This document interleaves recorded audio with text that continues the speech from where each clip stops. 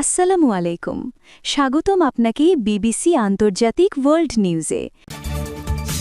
কিয়েভে হামলা প্রমাণ করে মস্কো শান্তি চায় না, জেলেনস্কি। ৩ সপ্তাহের লড়াই শেষে অস্ত্র নামাল থাইল্যান্ড কম্বোডিয়ার সংঘর্ষ কি এবার সত্যিই থামল? পূর্ণাঙ্গ আক্রমণে নিজেকে রক্ষা করতে পারবে না সুইজারল্যান্ড, সেনাপ্রধান। কেউ কি সত্যিই জানেন সোমালিল্যান্ড কি? ইসরায়েলি স্বীকৃতির পর ট্রাম্পের উপহাস। মাত্র ২ সেকেন্ডে ৭০০ কিলোমিটার প্রতি ঘণ্টা গতি তুলল চীনা ট্রেন। শুনছিলেন শিরোনাম, এইবার বিস্তারিত। ইউক্রেনের রাজধানী কিয়েভে রাতভর চালানো রাশিয়ার ভয়াবহ ক্ষেপণাস্ত্র ও ড্রোন হামলা স্পষ্টভাবে প্রমাণ করে যে মস্কো শান্তি চায় না, এমন মন্তব্য করেছেন ইউক্রেনের প্রেসিডেন্ট ভলোদিমির জেলেনস্কি। শনিবার যুক্তরাষ্ট্রের ফ্লোরিডায় যাওয়ার পথে এ মন্তব্য করেন জেলেনস্কি। সেখানে তিনি রবিবার মার্কিন প্রেসিডেন্ট ডোনাল্ড ট্রাম্পের সঙ্গে বৈঠকে বসবেন। বৈঠকে যুক্তরাষ্ট্র ও ইউক্রেনের কূটনীতিকদের মধ্যে সমঝোতা হওয়া নতুন ২০ দফা শান্তি পরিকল্পনা নিয়ে আলোচনা হওয়ার কথা রয়েছে। ইউক্রেনীয় কর্তৃপক্ষ জানিয়েছে, টানা প্রায় ১০ ঘণ্টা ধরে চালানো এই হামলায় কিয়েভে অন্তত ২ জন নিহত এবং ৩২ জন আহত হয়েছেন। ক্ষতিগ্রস্ত হয়েছে জ্বালানি অবকাঠামো। দেশটির উন্নয়ন মন্ত্রী ওলেক্সি কুলেবার মতে, কিয়েভ ও আশপাশের এলাকায় প্রায় ৪০% আবাসিক ভবন বর্তমানে গরমের সুবিধা থেকে বঞ্চিত। রাশিয়ার প্রতিরক্ষা মন্ত্রণালয় দাবি করেছে, তারা দূরপাল্লার নির্ভুল অস্ত্র ব্যবহার করে জ্বালানি স্থাপনাগুলোতে হামলা চালিয়েছে, যেগুলো নাকি ইউক্রেনীয় সশস্ত্র বাহিনী ও সামরিক শিল্পের স্বার্থে ব্যবহৃত হচ্ছিল। তবে টেলিগ্রামে দেওয়া এক বার্তায় প্রেসিডেন্ট জেলেনস্কি বলেন, রাশিয়া প্রায় ৫০০টি ড্রোন এবং ৪০টি ক্ষেপণাস্ত্র নিক্ষেপ করেছে, যা সরাসরি জ্বালানি ও বেসামরিক অবকাঠামোকে লক্ষ্য করে চালানো হয়েছে। হামলার পর প্রকাশিত ছবিতে দেখা যায় আবাসিক ভবনে বড় বড় গর্ত, আগুনে জ্বলছে ঘরবাড়ি। বিবিসির সাংবাদিক আনেস্তাসিয়া গ্রিবানোভার অ্যাপার্টমেন্ট ভবনেও হামলা হয়। হামলার সময় তিনি লিফটে ছিলেন, তবে অক্ষত রয়েছেন। ইউক্রেনের রাষ্ট্রীয় জরুরি সেবা বিভাগ জানায়, কিয়েভের পূর্বাঞ্চলীয় দার্নিতস্কি জেলায় একটি বৃদ্ধাশ্রম থেকে ৬৮ জনকে নিরাপদে সরিয়ে নেওয়া হয়েছে।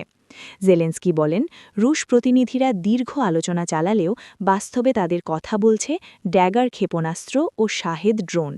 প্রেসিডেন্ট পুতিন এই যুদ্ধ শেষ করতে চান না। দক্ষিণ পূর্ব এশিয়ার ২ প্রতিবেশী দেশ থাইল্যান্ড ও কম্বোডিয়ার মধ্যে ৩ সপ্তাহ ধরে চলা রক্তক্ষয়ী সীমান্ত সংঘর্ষের পর দ্বিতীয়বারের মতো তাৎক্ষণিক যুদ্ধবিরতি কার্যকর হয়েছে। শনিবার ২৭ ডিসেম্বর স্থানীয় সময় দুপুর ১২টা থেকে এই যুদ্ধবিরতি শুরু হয়। দুই দেশের প্রতিরক্ষা মন্ত্রীদের স্বাক্ষরিত এক যৌথ বিবৃতির মাধ্যমে যুদ্ধবিরতির ঘোষণা দেওয়া হয়। বিবিসির প্রতিবেদনে জানানো হয়েছে, থাইল্যান্ডের প্রতিরক্ষা মন্ত্রী নাথফন নার্কফানিত এবং কম্বোডিয়ার প্রতিরক্ষা মন্ত্রী চা সেইহা সীমান্তবর্তী একটি চেকপয়েন্টে টানা ৩ দিনের আলোচনার পর এই চুক্তিতে সই করেন।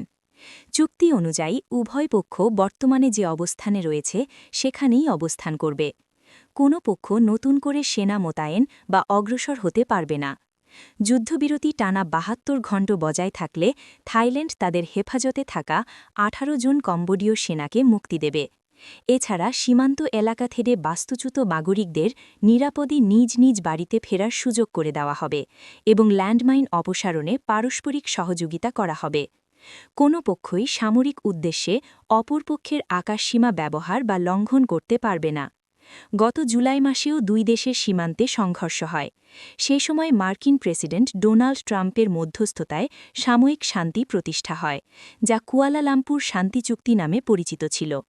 ওই চুক্তিতে বিতর্কিত এলাকা থেকে ভারী অস্ত্র প্রত্যাহার এবং পরিস্থিতি পর্যবেক্ষণে একটি অন্তর্বর্তী পর্যবেক্ষক দল গঠনের কথা বলা হয়েছিল। তবে ডিসেম্বরের শুরুতে সেই যুদ্ধবিরতি ভেঙে গেলে সংঘাত আরও ভয়াবহ রূপ নেয়। থাই কর্তৃপক্ষের তথ্য অনুযায়ী ৭ ডিসেম্বরের পর থেকে দেশটির ২৬ জন সেনা এবং অন্তত ৪৫ জন বেসামরিক নাগরিক নিহত হয়েছেন। অন্যদিকে কম্বোডিয়া জানিয়েছে, তাদের অন্তত ৩১ জন বেসামরিক নাগরিক নিহত হয়েছেন। তবে সামরিক হতাহতের সুনির্দিষ্ট সংখ্যা প্রকাশ করা হয়নি। সংঘর্ষের কারণে ২ দেশের সীমান্তবর্তী এলাকা থেকে প্রায় ১০ লাখ মানুষ বাস্তুচ্যুত হয়েছেন।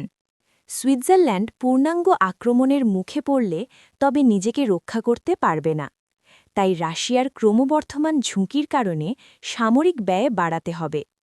দেশটির সশস্ত্র বাহিনীর প্রধান টমাস সুইসলি এমনটাই বলেছেন বলে জানিয়েছে রয়টার্স। সুইস এনজেডজেড সংবাদপত্রকে তিনি বলেন, গুরুত্বপূর্ণ অবকাঠামো এবং সাইবার আক্রমণ প্রতিহতে প্রস্তুত থাকলেও সামরিক বাহিনী এখনও বড় ধরনের সরঞ্জাম ঘাটতির মুখোমুখি।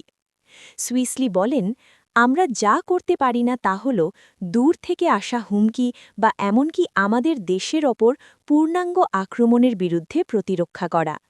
এটা জানা কষ্টকর যে প্রকৃত জরুরি পরিস্থিতিতে সমস্ত সৈন্যের মাত্র 1/3 সম্পূর্ণরূপে সজ্জিত থাকতে পারবে, সরঞ্জাম ঘাটতির কারণে। রয়টার্স বলছে, সুইজারল্যান্ড সম্প্রতি প্রতিরক্ষা ব্যয় বৃদ্ধি করছে, আর্টিলারি এবং স্থল ব্যবস্থা আধুনিকীকরণ করছে। পুরনো যুদ্ধবিমানগুলোকে F-36A যুদ্ধবিমান দিয়ে প্রতিস্থাপন করা হচ্ছে, কিন্তু পরিকল্পনাটি ব্যয় বৃদ্ধি করে দিচ্ছে। সমালোচকেরা কঠোর ফেডারাল অর্থায়নের মধ্যে কামান এবং যুদ্ধাস্ত্রের ব্যয় নিয়ে প্রশ্ন তুলছেন। সুইসলি বলেন, ইউক্রেনের যুদ্ধ এবং ইউরোপকে অস্থিতিশীল করার রাশিয়ার প্রচেষ্টা সত্ত্বেও সামরিক বাহিনীর প্রতি মনোভাব পরিবর্তিত হয়নি। তিনি সংঘাত থেকে সুইজারল্যান্ডের দূরত্ব, সাম্প্রতিক যুদ্ধের অভিজ্ঞতার অভাব এবং নিরপেক্ষতা সুরক্ষা প্রদান করে এমন ভ্রান্ত বিশ্বাসকে দায়ী করেন। মার্কিন প্রেসিডেন্ট ডোনাল্ড ট্রাম্প বলেছেন, সোমালিয়ার বিচ্ছিন্ন অঞ্চল সোমালিল্যান্ডকে স্বাধীন দেশ হিসাবে স্বীকৃতি দেওয়ার ক্ষেত্রে তিনি ইসরায়েলের অনুসরণ করতে চান না। শুক্রবার ২৭ ডিসেম্বর নিউ ইয়র্ক পোস্টকে দেওয়া এক সাক্ষাৎকারে সাংবাদিকের প্রশ্নের জবাবে ট্রাম্প বলেন, কেউ কি সত্যিই জানেন সোমালিল্যান্ড কি? তিনি বলেন, সবকিছুই অধ্যয়নাধীন। আমি অনেক কিছু অধ্যয়ন করি, সর্বদা দুর্দান্ত সিদ্ধান্ত নিই এবং সেগুলি সঠিক বলে প্রমাণিত হয়। সোমালিল্যান্ড কৌশলগতভাবে গুরুত্বপূর্ণ এডেন উপসাগরে যুক্তরাষ্ট্রকে একটি বন্দরে প্রবেশাধিকার দেওয়ার প্রস্তাব দিয়েছে। এ বিষয়ে ট্রাম্প উপহাস করে জবাব দেন, বড় ব্যাপার। এর আগে গতকাল সোমালিয়া থেকে সোমালিল্যান্ডের বিচ্ছিন্নতাকে আনুষ্ঠানিকভাবে স্বীকৃতি দেওয়ার প্রথম দেশ হয়ে ওঠে ইসরায়েল। কূটনৈতিক পদক্ষেপের উপলক্ষে সোমালিল্যান্ডের রাষ্ট্রপতি আবদি রহমান মোহাম্মদ আবদুল্লাহির সঙ্গে ভিডিও কলে কথা বলেন বেনিয়ামিন নেতানিয়াহু। এ সময় নেতানিয়াহু বলেন, তিনি ট্রাম্পকে আব্রাহাম চুক্তিতে যোগদানের বিষয়ে সোমালিল্যান্ডের আগ্রহের কথা জানাবেন। তবে ট্রাম্প জোর দিয়ে বলেছেন, তিনি এই প্রস্তাবে প্রভাবিত নন। নেতানিয়াহুর সঙ্গে আসন্ন আলোচনায় গাজা উপত্যকা সম্পর্কিত বিষয়গুলিকে অগ্রাধিকার দেওয়া হবে, বিশেষত অক্টোবরে তার মধ্যস্থতায় যুদ্ধবিরতি এবং জাতিসংঘ অনুমোদিত কাঠামোর অধীনে চলমান পুনর্গঠন প্রচেষ্টা। চীনের ন্যাশনাল ইউনিভার্সিটি অব ডিফেন্স টেকনোলজির গবেষকরা মাত্র 2 সেকেন্ডের মধ্যে একটি ট্রেনকে 700 কিলোমিটার প্রতি ঘণ্টায় গতিতে ত্বরান্বিত করতে সক্ষম হয়েছেন। পরীক্ষায় দেখা গেছে, ট্রেনটি মাত্র 2 সেকেন্ডে 0 থেকে 700 কিলোমিটার গতিতে পৌঁছায়। এটি এতটাই দ্রুত গতি যে কিছু বুঝে ওঠার আগেই ট্রেন দৃষ্টির বাইরে চলে যায়। দেশটির দ্রুততম ম্যাগলেভ ট্রেনের মাধ্যমে এই পরীক্ষা করা হয়। প্রায় 1 টন ওজনের একটি ট্রেনকে তারা এই অবিশ্বাস্য গতিতে পৌঁছে দিতে সক্ষম হয়েছেন। সেই সঙ্গে এটিকে নিরাপদে থামিয়েও দিয়েছেন। সাউথ চায়না মর্নিং পোস্ট বলছে, পরীক্ষার এই গতি একটি নতুন বৈশ্বিক মানদণ্ড স্থাপন করেছে, যা এটিকে এখন পর্যন্ত বিশ্বের দ্রুততম সুপার কন্ডাক্টিং বৈদ্যুতিক ম্যাগলেভ ট্রেন করে তুলেছে। বৃহস্পতিবার রাষ্ট্রীয় সম্প্রচারক সিসিটিভি কর্তৃক প্রকাশিত পরীক্ষার ফুটেজে দেখা গেছে, ম্যাগলেভ ট্র্যাক জুড়ে একটি চ্যাসিসের মতো একটি গাড়ি জ্বলজ্বল করছে। প্রায় চোখের পলকে চরম ত্বরণ অর্জন করে এটি লাইনের শেষে থেমে যায়।